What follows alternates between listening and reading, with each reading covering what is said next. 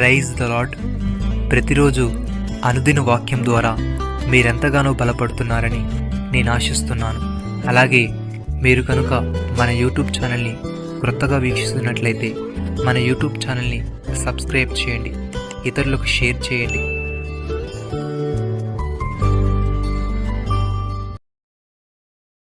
ఆకాశమును భూమియు గతించును గాని నా మాటలు ఏమాత్రమును గతింపవు.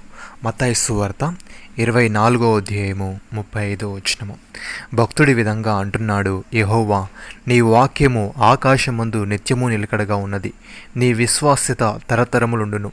నీవు భూమిని స్థాపించితివి, అది స్థిరముగానున్నది, సమస్తమును నీకు సేవ చేయుచున్నది. కావున నీ నిర్ణయం చెప్పున అవి నేటికి స్థిరపడి ఉన్నవి.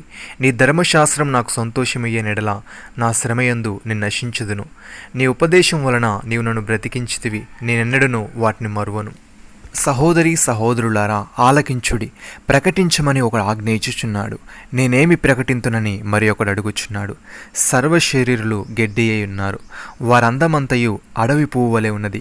యెహోవా తన శ్వాసము దాని మీద ఊదగా గడ్డి ఎండును, పువ్వును వాడును. నిశ్చయముగా జనులు గడ్డి వంటి వారే, గడ్డి ఎండి పువ్వును, దాని పువ్వును వాడిపోవును. మన దేవుని వాక్యము నిత్యము నిలుచును.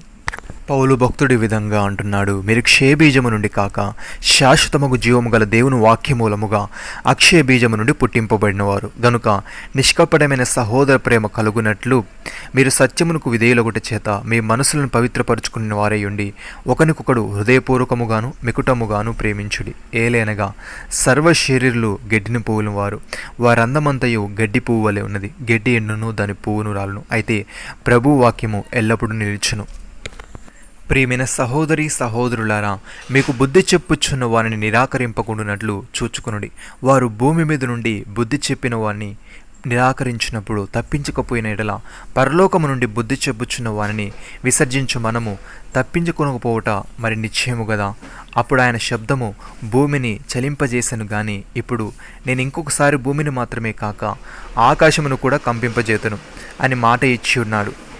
ఇంకొకసారి అను మాట చలింప చేయబడినవి నిలకడగా ఉండు నిమిత్తము అవి సృష్టింపబడినవిన్నట్టు చలింపజేయబడినవి బొత్తిగా తీసివేయబడునని అర్థమిచ్చుచున్నది. అందువలన మనం నిశ్చలమైన రాజ్యమును పొంది దైవకృప కలిగి ఉందము. ఆ కృప కలిగి వినయ భయభక్తులతో దేవునికి ప్రీతికరమైన సేవ చేయదము. ఏలయనగా మన దేవుడు దహించు అగ్నేయి ఉన్నాడు. నమ్మిన వారు నాతో కలిసి ప్రార్థనలో ఏకీభవించండి.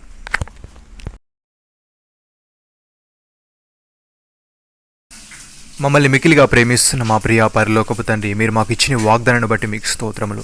దేవా, మేము క్షయబీజము నుండి కాక శాశ్వతమగు జీవము గల నీ వాక్యమూలముగా అక్షయ బీజము నుండి పుట్టింపబడిన వారము గనుక నిష్కపటమైన సహోదర ప్రేమ కలుగునట్లు మేము సత్యమునకు విధేయులొకటి చేత మా మనసులను పవిత్రపరుచుకున్న వారమై ఉండి ఒకరికొకరము హృదయపూర్వకముగాను మికుటముగాను ప్రేమించే వారముగా ఉండుటకు సహాయము దయచేయమని మీరు మాకు ఇచ్చిన ఈ గొప్ప రక్షణ భాగ్యమును బట్టి మీకు వందనాలు చెల్లిస్తూ ప్రభువైన యేసు క్రీస్తు నామములో ప్రార్థిస్తున్నాము తండ్రి.